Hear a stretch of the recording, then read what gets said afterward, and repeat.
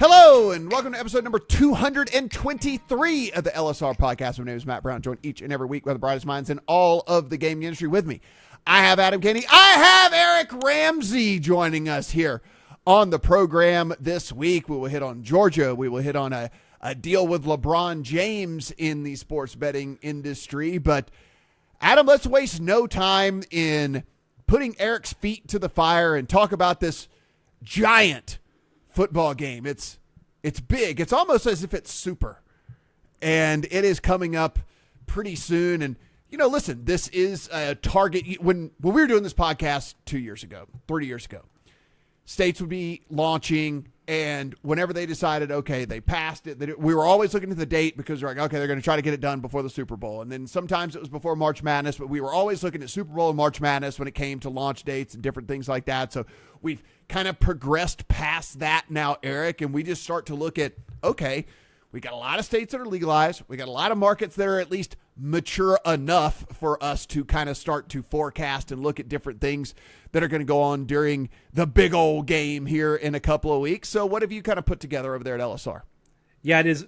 First of all, I'm just realizing now that I'm the nerd, the numbers nerd now that you guys call upon when there's something nerdy to talk about. So I guess that's the role I've fallen into. But hey, you said it, not us. All right, that's all I'm saying. You said it. To that point, I am irrationally excited by this time of year because, like you said, the Super Bowl is sort of the chance we get to. It's a mile marker, right, in the year. It's a time when everyone is competing for the same sort of customers and over the same game. We get to sort of pit states against each other and see how they've been stacking up over the past year. And we generally see that Super Bowl handle is sort of proportional to the way states have gone throughout the year.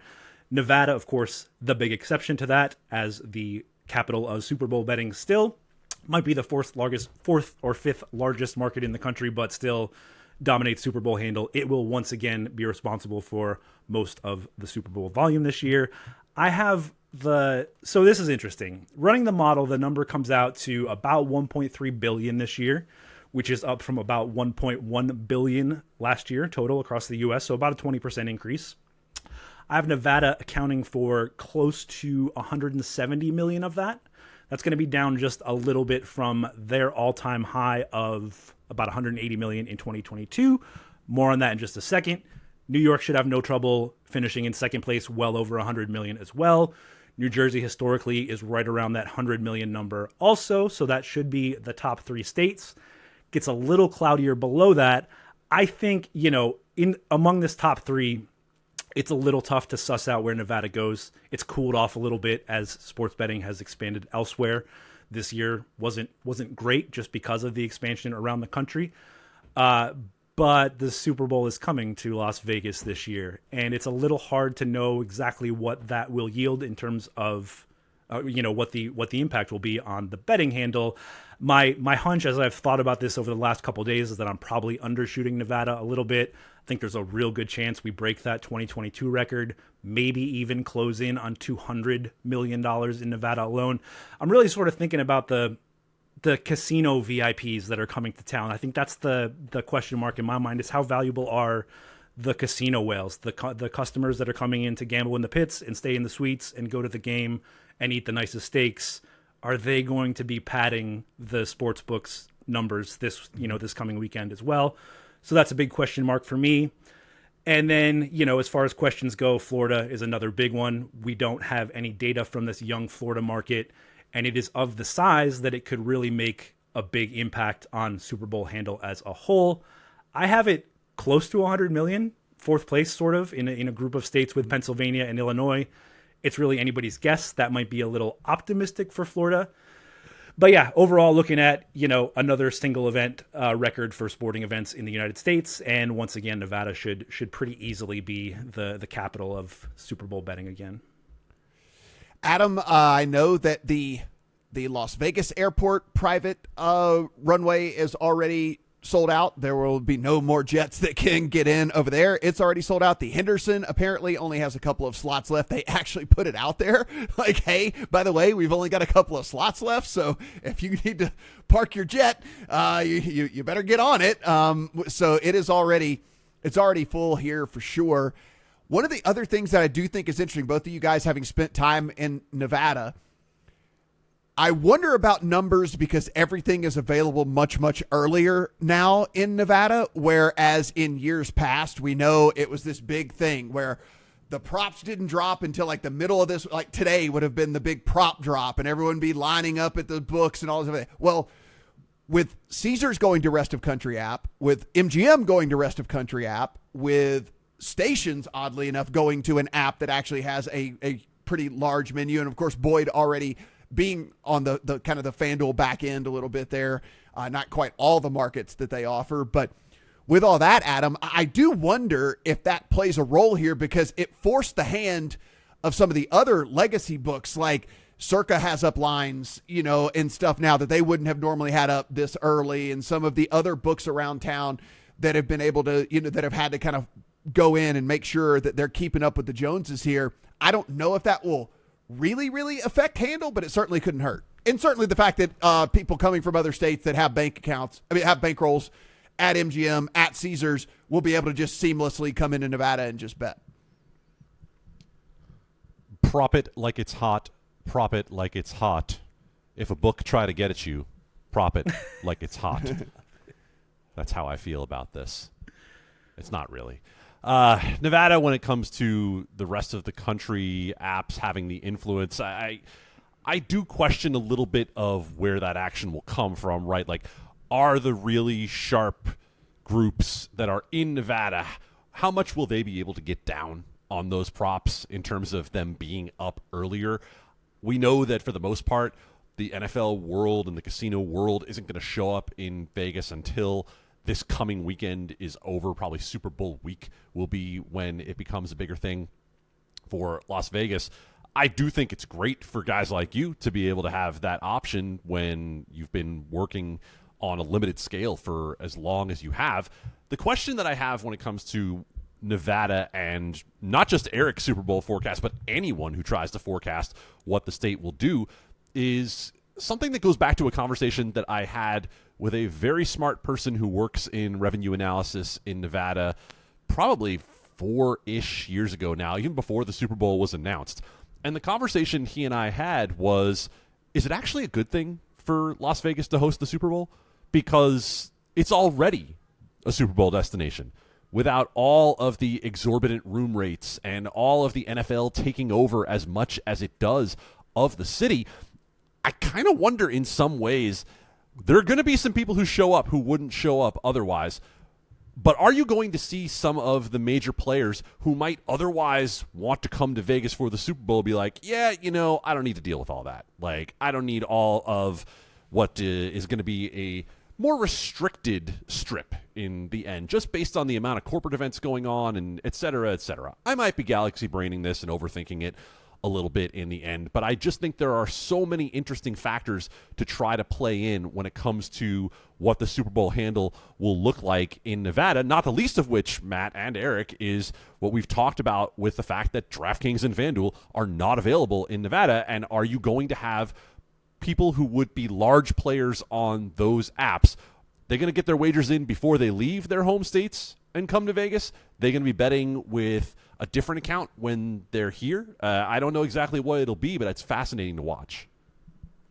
Yeah, Eric, I'm glad you mentioned Florida because talking to, and working in the industry as long as I have, I know Florida is always been a very big hotbed of getting the whales and getting the people who like to spend money out of town that weekend and into states. It used to be there would be the private jets from the casinos going back and forth between Florida and Nevada. And then now when New Jersey launched, there was a lot of that funneling those guys up to Jersey, up into New York, like, hey, we'll come down, we'll pick you up, we'll put you all the stuff like that. And so I don't know if that will materially change because, look, people still like to be wined and dined and made to feel special and stuff, but some of those people are going to stay. Some of those people aren't going to leave. And I think that is pretty interesting to see what Florida does bring to the table here in their first year of us being able to kind of track this stuff.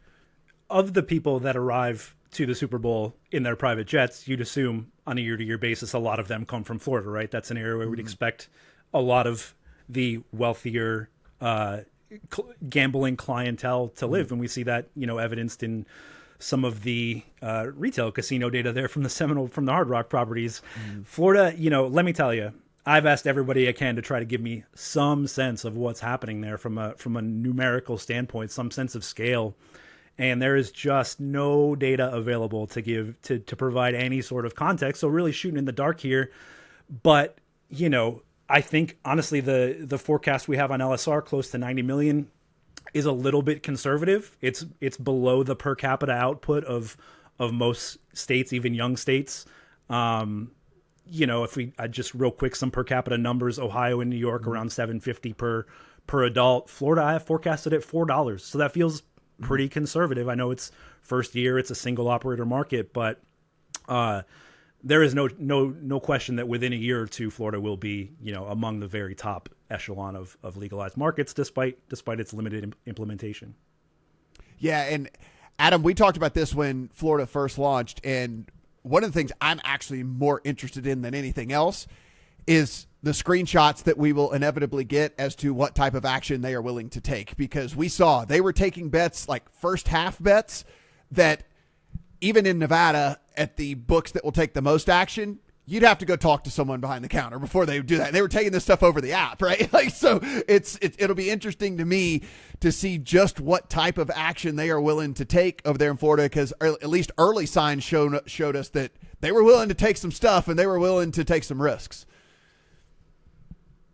Conversely, we've seen a little bit of chatter in the sports betting Twitter world of late of bets that were voided by Hard Rock as well. And so, this is the sort of interesting question when you have a single operator market in one of the largest markets that is possible in the United States. What is Hard Rock willing to do? And as Eric mentioned, because of the setup the way that it is through the Seminole Tribe, we are not getting the same reports that we would in other states. They're not required to disclose it the way that other operators are in, or I should say other regulators are in other states. So I don't really know what it'll look like in the long run. To Eric's point, I was actually one of the voices when we were talking about Florida who said I would be a little bit more conservative on the Florida forecast because of the fact that this market is so young, because of the fact that the demographics in Florida are more snowbird, than they would be in other places as well, which doesn't necessarily lend itself to big gambling on sports. So Florida is, a fascinating case, and we're not really going to get as much information as we'd like, right? Yeah. We're going to have to kind of extrapolate it from looking at other places and looking at past years. Yeah, it's going to be. I'm really, really interested in that to see how that all plays out with everything. And look, we know Nevada will win with California. There will still be tons of Californians that come over. That happens every single year.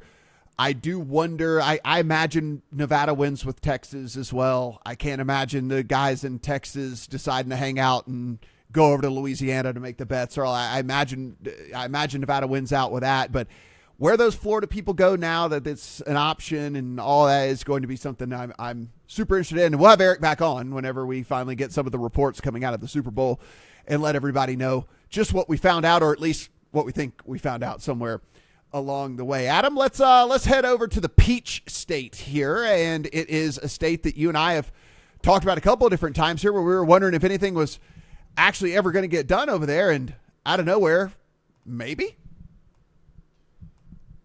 I will tell everyone interested in this story that you have more reason for hope than you have in the past. Does that mean that Georgia is necessarily going to pass? I really don't know. Here's what we do have. Today, recording this on Thursday, as my coffee maker decides to let everybody know that it's not going to be warming that coffee much longer. Yeah, everybody needs my to know coffee maker Adam is so yes. I was going to say, it's very fancy. Like his coffee maker talks to him. It lets him know what's going on over there. It keeps him in line. It's like, hey, Adam, buddy, wrap it on up. Let's go. Let's get this done. Yeah, it's Chappelle Show style. Wrap it up. Yeah, it's letting me know that this thing is over. You are not getting warm coffee anymore. That's the sort of urgency that the Georgia House is going to need, because the Senate just this morning passed a sports betting bill, 3515, that would legalize sports betting in Georgia. There is a small catch in that they included the need for this to go to the ballot in November and be ratified by voters. There is a lot of question in Georgia and no real clear answer as to whether or not voters would need to approve sports betting with a constitutional amendment, because there is a prohibition against certain forms of gambling. However, this is being run through the Georgia lottery, and the senator who proposed it believes that the constitutional amendment isn't necessary. So it doesn't necessarily mean that the constitutional amendment will last in the bill, but it's in there now on its way over to the House. There are roughly 2 months left in the session. Here's why I say you don't have a certainty in this thing. The House is where legislation has died in the past when it comes to sports betting in Georgia, and it has been for reasons that have nothing to do with legalizing sports betting. There have been arguments over voting rights. There have been arguments over transgender care and how that is addressed by the state. And what it means is that often you have had a block of Democratic legislators who do not like what is being pitched by the Republican majority in the House, and they basically say, we're not giving you anything if you don't deal with us on these larger issues, because as we talk about all the time on this podcast, sports betting is a small issue when it comes to legislators trying to deal with the business of the people in every state. But the fact that this bill has moved quickly is a really good sign, because the Senate got it done in a month and sent it over to the House with the idea that they will give them 2 months to try to work this out. Industry sources have told our Pat Evans, who's been covering this, that the bill has legs. We believe that it has a much better chance than what we've seen in the past in Georgia. How good of a chance? Probably has to do with a lot of factors that have nothing to do with sports betting. So, Eric, if we look at the grand scheme of things, I won't include Florida, but I know it's single operated. We'll just say Florida has legalized sports betting. So, outside of Texas and California, would I be off base to say that Georgia would be the biggest fish kind of left out there when we're talking about, not only from a population standpoint, but we know South Carolina doesn't have sports betting. Alabama doesn't have sports betting. You're going to get some spillover from there. We talk about, obviously Georgia football is massive. You have all of the Atlanta pro sports teams. You have the Masters that happens there. I mean, there's a lot of different, huge events that go on as well. Is that off base for me to say that? Am I forgetting a state that is kind of outside of the Texas, California? Nope, you got it exactly right. It's actually two things that were eye-opening to me going back to the Super Bowl forecast. There's a map in that story in LSR, and there is a hole in the southeast. That's all that's left east of the Mississippi is Alabama, Georgia, and South Carolina. We've actually heard that Georgia is the catalyst for South Carolina. Once Georgia goes, South Carolina very likely to follow. And you'd think Alabama's not going to leave itself exposed as the only state in the East without sports betting for too long. And the other thing that surprised me is the projection for Georgia, just running quick napkin math on it. It's going to be a top 10 market comparable to sort of Arizona, maybe number 8, 9 in the country under this implementation. Yeah, everything but hockey currently. 2 PGA Tour events every year, including the Masters. Really an overlooked sports betting market in the industry. Yeah, you get the Kickoff Classic there for college football. You get the Peach Bowl there. NASCAR. NASCAR. I mean, yeah, it's kind of like you said. It's like under the radar. Georgia actually holds some pretty big stuff, and with those pro sports teams, of course, the ridiculous college football fan base there with all of that. I think that it could be a really, really big state when it all comes down to it. So I'll be interested in that one. I will just say, for the first time this year, don't forget election year. That's going to make everything just a little more complicated. It's going to take a little more support, a little more consensus support for these things. So just want to say, for the first time in 2024, we're in an election year, so bills are, just a little tougher to get across the finish line. Eric, I was trying not to think about that. All right. It's only February. I mean, as if it's like I don't get the commercials 5 times a day as it is anyway, and drive past all the billboards and everything. So, Adam, we can safely say this, though. Nobody is going to be heading to the podium and say, like, why you should vote for me? Because I'm for sports betting. My name is Joe Biden, and I want you to parlay. This message has been endorsed by Biden for president. Yeah, not gonna happen is basically what we're saying. It's a small issue. Big to us, small to everyone else. Eric, let's talk about The GOAT, in my opinion, and I don't want to have this argument here on this. I don't want to have this argument here on this podcast. LeBron James is the greatest basketball player of all time, period. That's the end of the story. The GOAT is going to be partnering up here. Oh, boy. Adam. That'll be for the LSR podcast that we'll record a little bit later. But big news coming out with LeBron James. Yeah, wherever you have him on the pantheon of basketball greats, he's on the Mount Rushmore. He is certainly number one right now, active, and not just a sports icon, but really a pop culture icon, and now is a member of the DraftKings family. I think this was probably surprising to you guys, surprising to me when we saw this news drop yesterday that LeBron James is now an ambassador, partner, team member, employee of DraftKings, however you want to phrase it. This is going to oddly lead to some weekly football picks that LeBron's going to do for the DraftKings community, probably some content. Basketball will be off limits for as long as he is an active NBA player, but there's some things to think about in the future there. My brain goes to LeBron's other business ventures that DraftKings now may have sort of an avenue to get its way into that in the future. Really just, I could talk for a long time, but it's hard to think of a bigger name or a bigger deal in sports betting. This is really the GOAT of sports betting deals as well. So, big news in the social world of sports betting yesterday. Adam, when we take a look at this, and when I saw, it was pretty shocking to me as well. But you look, and it does make you wonder. The deal, everybody knows the end of the line for LeBron is fairly soon, right? I mean, so this is not we're making a deal with a current player. This is like, hey, look, we're really going to try to leverage this once LeBron retires, which might be this year. I mean, we don't know. It could be the end of the season for all we know as they move forward with all of this. And like you look at LeBron, and if you talk about as a spokesperson, a pitch person, and I know there are LeBron haters out there, and I don't even get it. Because if you look, as far as like guys who have kind of kept their nose clean and really never had any sort of controversy around them for any sort of anything for as long as his career has been, if you think like long term, like who's a guy we want to attach our brand to as we kind of move into the next phase of his career, which would be as a non-player, LeBron, Patrick Mahomes, like whatever, it's a pretty short list, and certainly LeBron would be up there. Yesterday on Twitter, I saw one newsletter writer / self-styled gaming analyst say, "Oh, am I the only one who was waiting for LeBron James football picks to decide which sportsbook to sign up for?" Hey, Joker, do you understand the reach that this guy has? Do you understand just the exposure play for DraftKings beyond anything else here? We're talking about 53 million Twitter followers and more than 3 times that on Instagram. Just the access to that many people to have your name in front of someone is worth this for DraftKings. And I know we have spent a lot of time talking about what is the value of celebrity endorsements. Look, this is not your average celebrity endorsement. This is a guy who is a billionaire businessman. And that, as Eric referenced, is part of what is really important to understand. LeBron James has an empire when it comes to business in the way that Magic Johnson has an empire when it comes to business. He's not just someone where you attach the name and go. He's someone who has a team around him that is very good at leveraging his brand for profit.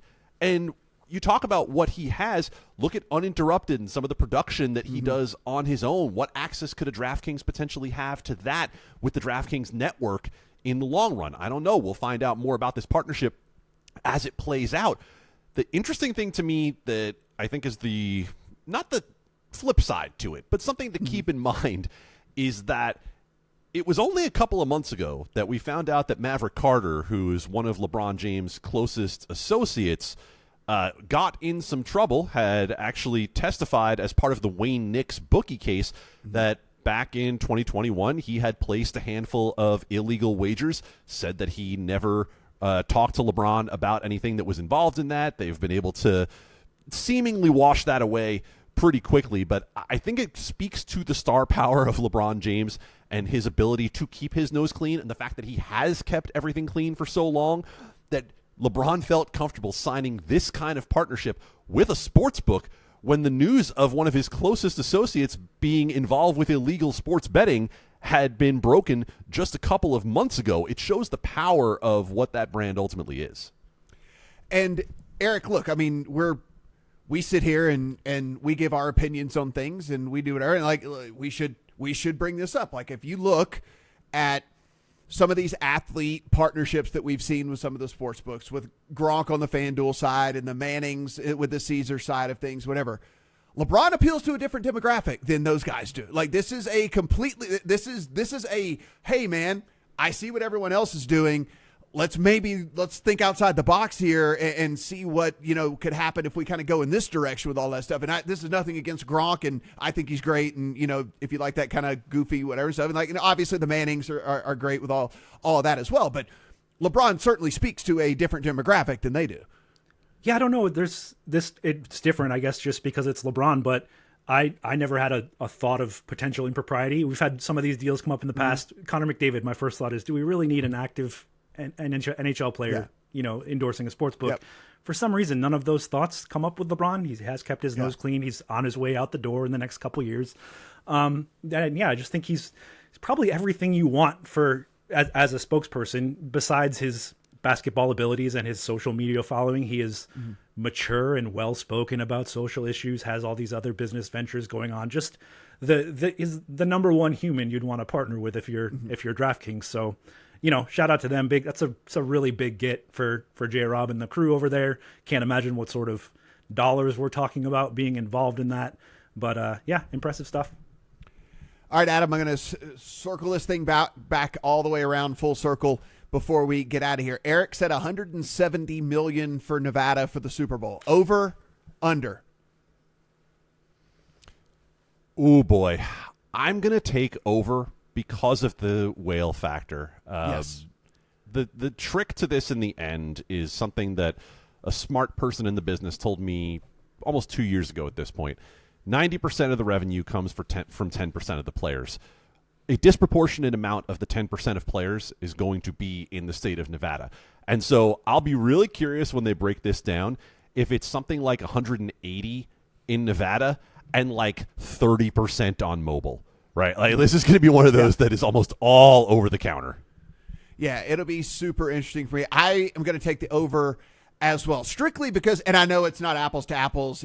We're talking about table game stuff, and it's way easier to drop a ton of money doing that, but I just saw the F1 factor and what it had at the casinos and all of that, and that is kind of the same principle here of let's get as many whales into the same place as possible, and then you don't want to get outdone by that guy who doesn't want to get outdone by that guy, and that guy's betting 10,000 a hand, so you're betting 15,000 a hand and all, whatever, and there's a little bit of that's going to be going on as well. Somebody's going to announce that they put $1 million bet on whoever, and someone's going to have to put $1.5 million, and someone's going to, whatever. It's just kind of going to be a lot of that stuff as well. So I will also take the over on that. We will see. Of course, those numbers do come out. We'll be able to see whether me and Adam were right or wrong on all that.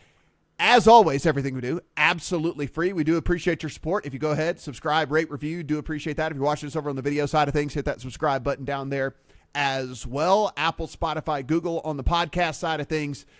Everywhere that you get your podcasts, we are there. The words to all of these stories that we talk about here over on LegalSportsReport.com. Take in all the words Adam and company are doing over there. For Adam, for Eric, I'm Matt.